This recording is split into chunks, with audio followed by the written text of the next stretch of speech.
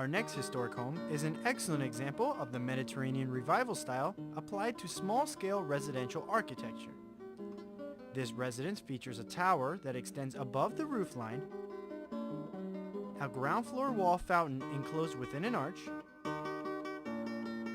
and a prominent entry porch with triple arches and twisted columns. A masterpiece design of architect George Fink, cousin of founder and developer George Merrick, who contributed significantly to the elegance and uniqueness of Coral Gables architecture. This residence, located at 2114 Granada Boulevard, was built in 1922, and it makes part of a group of houses built around the Granada Golf Course. These properties were some of the finest in the city at the time, and they included representative designs by Coral Gables pioneer architects. Many of its original residents played an influential role in the developing of the city. Collectively, they represent the fields of finance, medicine, politics, real estate, and commerce.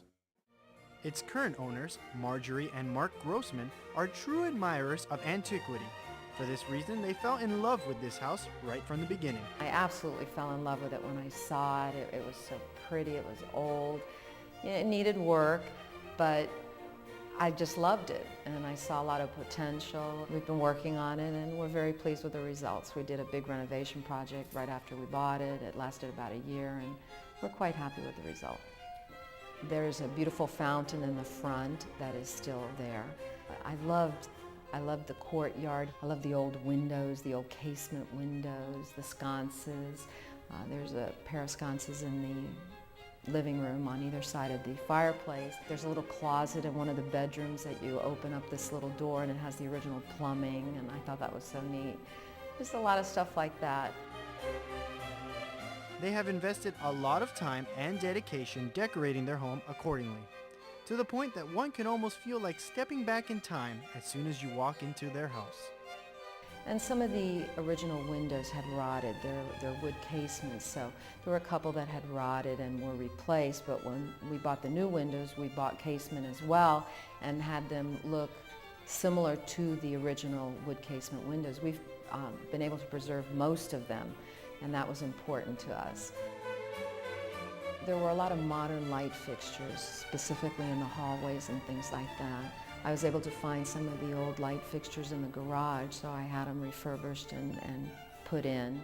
I'm very pleased with the preservation of the maid's room, and I was thrilled. I think that was the big thing when I first saw the house. It just captured my heart, the original bathtub and the original room and the crown molding and things from the early 20s. I just fell in love with that room, and we don't even use it.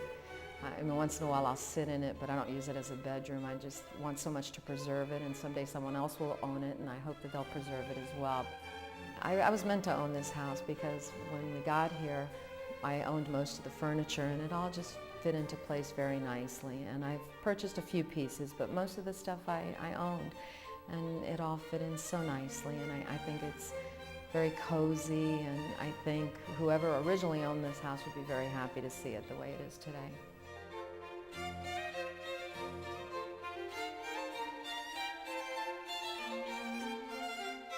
We hoped you enjoyed this edition of Historic Homes of Coral Gables. We'll see you next time with more of the houses that remind us why we live in the City Beautiful.